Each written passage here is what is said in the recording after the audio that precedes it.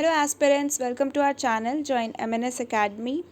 आई hope तुम सब ठीक हो एंड तुम्हारी प्रिपरेशन भी अच्छे से चल रही हो। तो आज के वीडियो में क्या करने वाले हैं, मॉक टेस्ट करेंगे। ओके, टोटल 50 क्वेश्चंस है और 10 क्वेश्चंस हर टॉपिक से। तो मैं चाहती हूँ कि तुम सब मेरे साथ अटैम्प्ट करो। सो या तो अपनी नोटबुक लेके बैठो, नहीं तो चैट बॉक्स में अपने आंसर तुरंत लिखते जाना जैसे ही क्वेश्चन आएगा, ठीक है।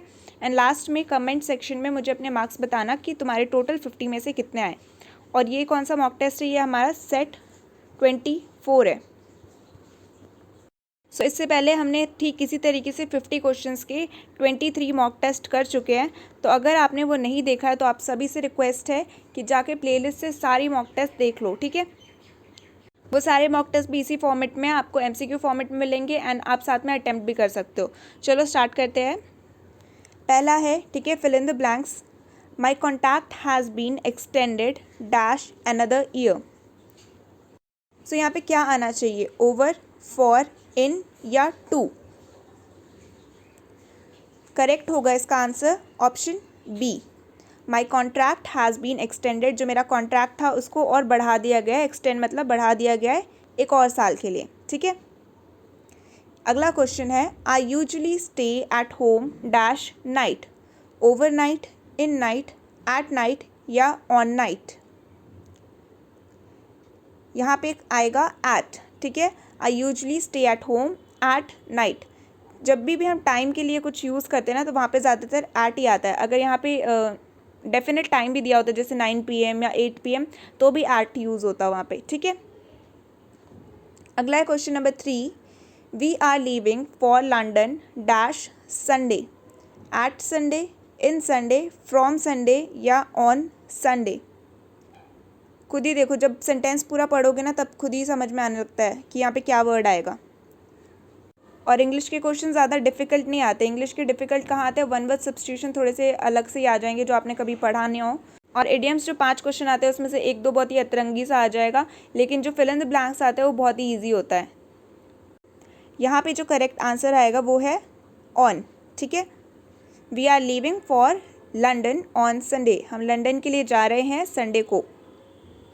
Next is question number 4, Tokyo is the most crowded city dash the world. Tokyo जो है मोस्ट क्राउडेड सिटी है पूरी दुनिया का। क्या आना चाहिए, in the world, on the world, at the world या अपॉन द वर्ल्ड। करेक्ट आएगा यहाँ पे option A, Tokyo is the most crowded city in the world. पूरे दुनिया में ना, इन द वर्ल्ड, वर्ल्ड के अंदर आता है ना टोक्यो, इसीलिए। अगला है, he suddenly jumped dash a बस। बाय अ बस, ऑन अ बस, ऑफ अ बस या टू अ बस। तो वो एकदम से बस में कूद गया, ठीक है, on the bus. Correct answer is on a bus. Next is question number 6, we are giving him a surprise party dash his birthday.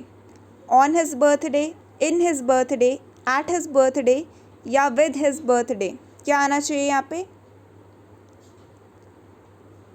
A, okay, on his birthday. अगर यहीं पे पार्टी लिखा होता ना तब आंसर एट आ जाता, ठीक है। अगर ये पार्टी वर्ड यहाँ ना होके यहाँ होता तो यहाँ पे आ जाता एट हिज बर्थडे पार्टी, लेकिन पार्टी वर्ड पहले आया है तो उसकी पार्टी में उसको एक बर्थडे सरप्राइज देने वाले हैं, तो ऑन हिज बर्थडे, ठीक है। Next is question number 7, are they going to stay dash a tent. Of the tent, in a tent, on a tent या ओवर अ टेंट। बहुत ईजी है, घर होता है या कुछ भी होता है तो हम कहाँ रहते हैं, उसके अंदर रहते हैं ना, तो in a tent. Also please note one thing, I forget to mention this, ये जो अभी हम MCQ कर रहे हैं फिल इन द ब्लैंक्स वाले, ये कौन से फिल इन द ब्लैंक्स है, ये है बेस्ड ऑन प्रपोजिशन, ठीक है। आगे डिफरेंट टाइप के फिल इन द ब्लैंक्स करेंगे। अभी जो हमने स्टार्टिंग से लेके अभी 7 तक किए, टोटल 10 तक क्या है, बेस्ड ऑन प्रपोजिशन, ठीक है। Next is question number 8, dash the future people will be living on pills. On the future, by the future, in the future या एट द फ्यूचर। मैं जब भी करती हूँ ना इस टाइप के क्वेश्चन, मैं उसके साथ का जो लास्ट का अगर वर्ड होता है उसको भी साथ में पढ़ती हूँ, तो मुझे अपने आप ही पता चल जाता है आंसर। तुम पढ़ो, सेंटेंस खुद ही अपने आप सेंस बनाने लगेगा, ठीक है। इसका करेक्ट आंसर है option C, in the future. अगला है question number 9, they live dash West End Avenue, along, at, in या ऑन। क्या होगा यहाँ पे? Option C, they live in West End Avenue. Last है question number 10, I did not agree dash you on this point, at you, in you, to you या with you. क्या आना चाहिए? करेक्ट आंसर है इसका option D, with you. I do not agree with you on this point. So अभी हमने किए 10 question preposition के, अब हम करेंगे 10 क्वेश्चन एनालॉजी के। एनालॉजी मतलब होता क्या है? ये एक टाइप का रीजनिंग में भी आता है, ठीक है। अगर ये पहला वर्ड है, ये इससे मिल रहा है, ये दोनों सिनोनिम है, तो यहाँ पे एक वर्ड दिया है, इसके बाद इसका सिनोनिम आना चाहिए। अगर ये वर्ड इसका ऑपोजिट है, तो यहाँ पे जो वर्ड दिया है उसका ऑपोजिट वर्ड यहाँ आना चाहिए, ऐसा होता है, ठीक है। ज़्यादातर सिमिलर ही होते हैं। जैसे पहला वर्ड ही देख लो, क्या है? Argument, and next is debate. Argument, debate, अभी फाइट, फाइट के बाद यहाँ क्या आना चाहिए? हिट, कंट्रोवर्सी, कॉन्टेस्ट या क्वेरल। करेक्ट आंसर है option A, hit. Next is question number 2, this is very easy, horse stable, आगे क्या आना चाहिए? हॉर्स स्टेबल में रहता है, river water, pond fish, book magazine या डॉग कैनल। अभी मुझे पता है आप बी और डी में कंफ्यूज हो रहे होगे, बट इसका करेक्ट आंसर है ऑप्शन डी, ओके। वाई, अगर यहाँ पे पहले फिश दिया होता फिर पॉन्ड दिया होता तो ये सही होता, लेकिन हमें देखो पहले एनिमल दिया है, देन उसकी लिविंग प्लेस दिया है, यहाँ पे पहले लिविंग प्लेस दे दिया फिर एनिमल दिया है, तो इसके हिसाब से हमारा D will be the correct, okay, dog kennel. Next is question number 3, aeroplane, hanger, boat. जिनको नहीं पता हैंगर मतलब क्या होता है, जहाँ एरोप्लेन्स रखी जाती हैं उनको हैंगर बोलते हैं, ठीक है। तो एरोप्लेन को हम हैंगर में रखते हैं, बोट्स को कहाँ रखते हैं? फ्लोट, हार्बर, डॉक या fort. Correct answer will be option C, dock पे रखते हैं, ठीक है। बोट्स को डॉक पे रखा जाता है। अगला है question number 4, bakery, bread, studio. Bakery में ब्रेड बनती है, स्टूडियो में क्या बनता है? आर्टिस्ट, फिल्म, फिल्म एक्टर्स या कैमरा। कैमरा तो बिल्कुल नहीं बनता, क्या बनता है? फिल्म्स बनती है, option B is the correct answer. Next है question number 5, heavy, lead, cold, air, ice, winter या वाटर। इसका भी करेक्ट आंसर है ऑप्शन बी, ठीक है, ice. Next is question number 6, red, blood, sharp. क्या होगा? रॉक, रिवर, टंग या रेजर। इसका करेक्ट आंसर है ऑप्शन डी, रेजर, ठीक है। रेजर शार्प होता है एंड ब्लड रेड होता है। अगला है क्वेश्चन नंबर 7, लार्ज, स्मॉल, ठीक है। अभी ये देखो ऑपोजिट हो गया ना, जेंट या जाइंट, इसका क्या होगा? डॉर्फ, लीन, हैवी या slim. Dwarf. Next is question number 8, artist, paint, आगे दो आपको डैश दिए हैं, दोनों फिल करना है, ठीक है। Sculpture, clay, chemical, discovery, mechanical, car या doctor, patient. Artist paint use करता है, उसी तरीके से स्कल्पटर जो होते हैं वो क्ले यूज़ करते हैं अपनी पॉटरी या जो भी चीज़ें बनाते हैं, मूर्ति वगैरह, उन सब चीज़ों के लिए। तो ऑप्शन ए करेक्ट हो जाएगा। डॉक्टर पेशेंट को यूज़ करता है, ऐसा तो हम नहीं बोल सकते, ठीक है। देन केमिकल डिस्कवरी को यूज़ करता है, ये भी नहीं होगा। मैकेनिक्स कार को यूज़ करता है, ये भी नहीं हो सकता। Next is anhydrous and saturated. अब इसके आगे के दो हमें बताने हैं, ठीक है। क्या होगा? Solid, liquid, cloying, full, sweet, wet या dry, wet. Option D is the correct answer, dry and wet. And the last question of this topic is plate, divvy, cup, dash. So divvy मतलब क्या होता है? खाने को बोलते हैं, ठीक है। प्लेट में हम खाते हैं, कप में क्या करते हैं? स्वेलो, ड्रिंक, सुपर या ब्रेकफास्ट? इजी है बहुत, मीनिंग समझ आ गया तो क्या करते हैं हम, ड्रिंक करते हैं, ठीक है। अब नेक्स्ट 10 क्वेश्चन है बेस्ड ऑन आर्टिकल्स, ठीक है। Fill in the blanks based on articles. Can you speak dash Spanish? A Spanish, an Spanish, the Spanish या नो आर्टिकल? क्या आना चाहिए यहाँ पे? यहाँ पे कोई आर्टिकल नहीं आएगा, ठीक है। ये लैंग्वेज है ना, इसके साथ कोई भी आर्टिकल नहीं आएगा। अगला है she want to become dash engineer. A engineer, an engineer, the engineer या no article? Correct answer will be option B, she wants to become an engineer. Next is question number 3, I saw dash one eye person. I saw a, an, the या no article? Correct answer will be option A. यहाँ पे एक ही person की बात हो रही है, तो I saw a one person, one eyed person, okay. Next is my sister will come in dash days or two. A day or two, an day or two, the day or two या no article? Correct answer होगा इसका option A, ठीक है। My sister will come in a day or two. Next is you speak dash truth always. A truth, an truth, the truth या no article? Correct answer is option C, the truth, ठीक है। Next is spring is dash best season of the year. Spring is the best season of the year, a best season of a year, the best season of a year या सिर्फ यहाँ पे ए और यहाँ पे कुछ नहीं?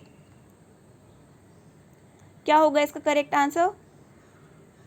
ऑप्शन ए, ठीक है। Spring is the best season of the year. उस पर्टिकुलर सीजन की बात की जा रही है और पर्टिकुलर ईयर में, ठीक है, तो द आएगा। Next is we have dash very nice meal, dash vegetable were specially good. The, a या द, ए एंड कुछ नहीं, या ये वाला ब्लैंक एंड इधर वाले में द? क्या होना चाहिए? Correct answer is option B, we had a very nice meal, the vegetables were specially good, okay. Next is dash idea of helping dash man was unpleasant in itself. The idea of helping a man, a idea of helping a man, the idea of helping the man या dash idea of helping the man? क्या आना चाहिए यहाँ पे? Correct answer is option C, the idea of helping the man.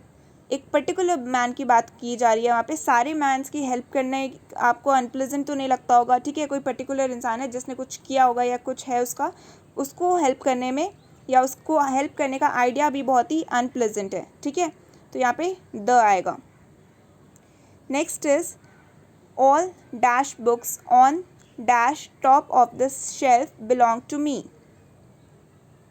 Option है the and the, dash and the and dash या सिर्फ dash and A?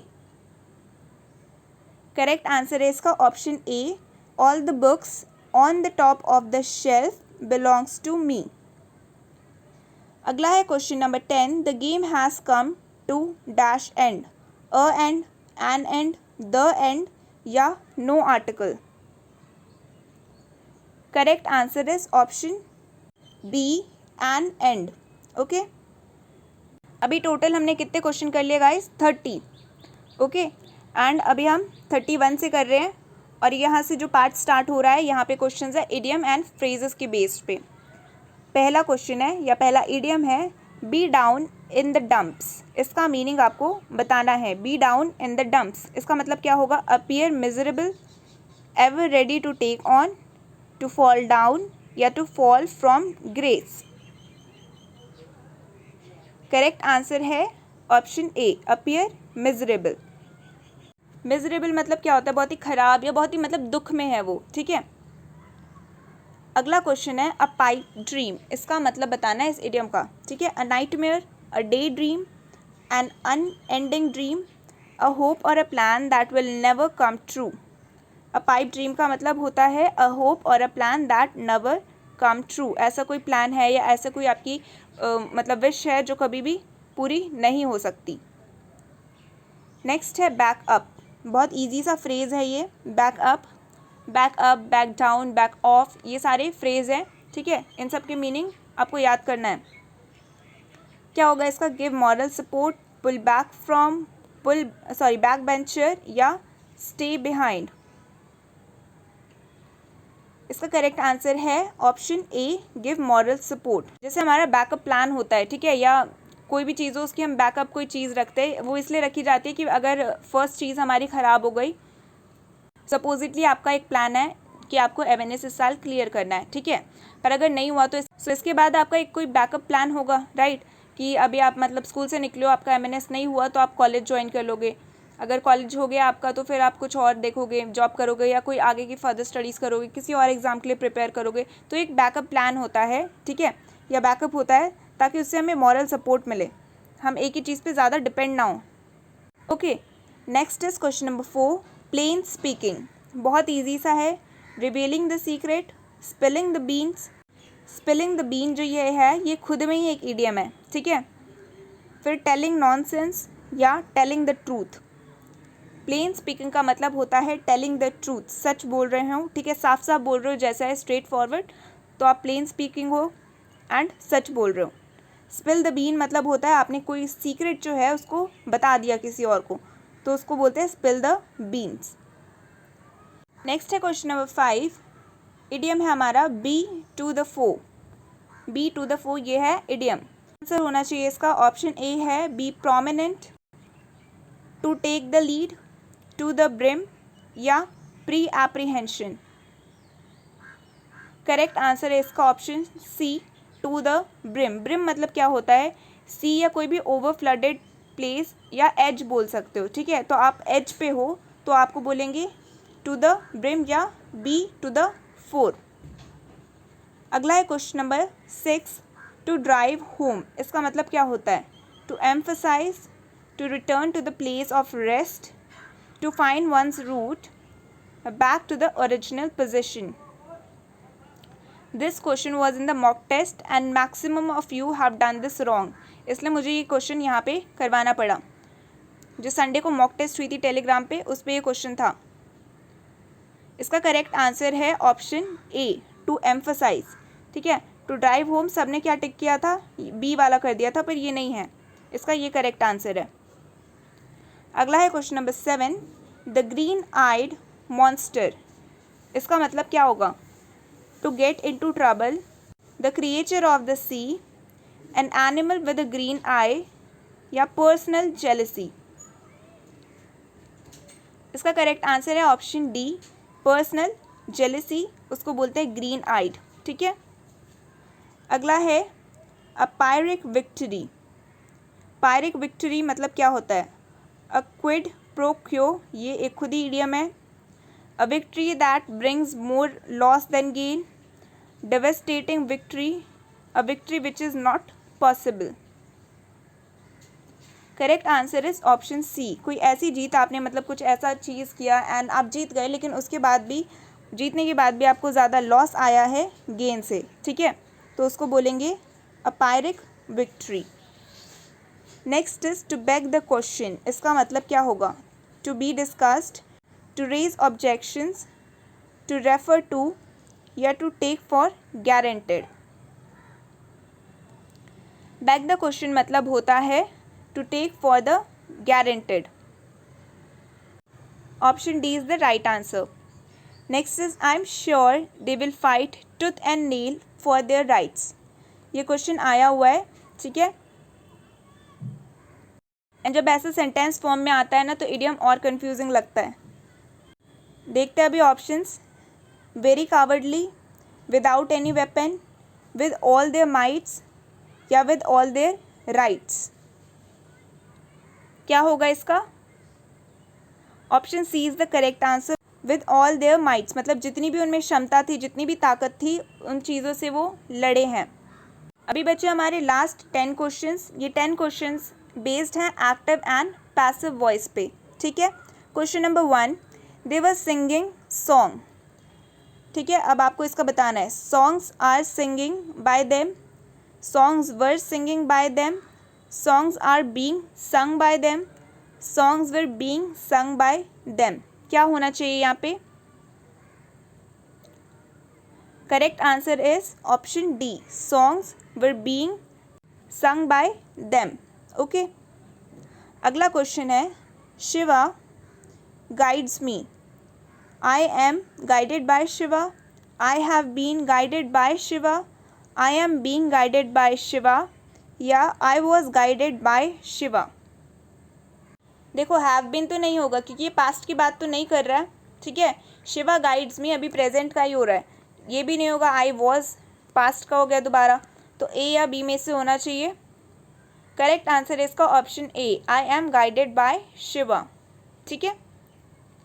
Next is, I have not tested the food, the food have not been tested by me, the food has not tested by me, the food has not been tasted by me, and the last option is the food have not tasted by me। क्या होगा यहाँ पे? Option सी इसका correct answer है, ठीक है। The food has not been tasted by me। Next is question number 4 और 44, ठीक है, जो भी बोलो।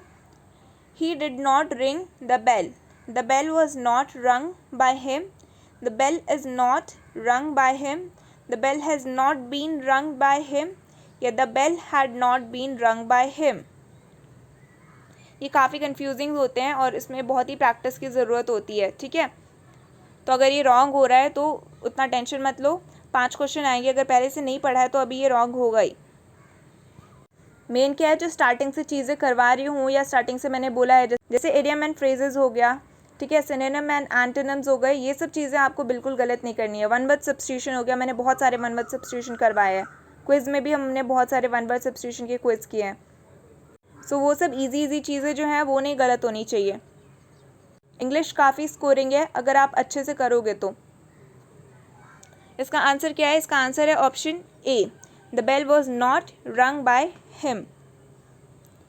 अगला है question number 5, I do not use soap, मैं सोप नहीं यूज़ करता या करती, ठीक है। Soap did not use by me, soap has not been used by me, soap was not used by me, and the last option is soap is not used by me. क्या होना चाहिए यहाँ पे?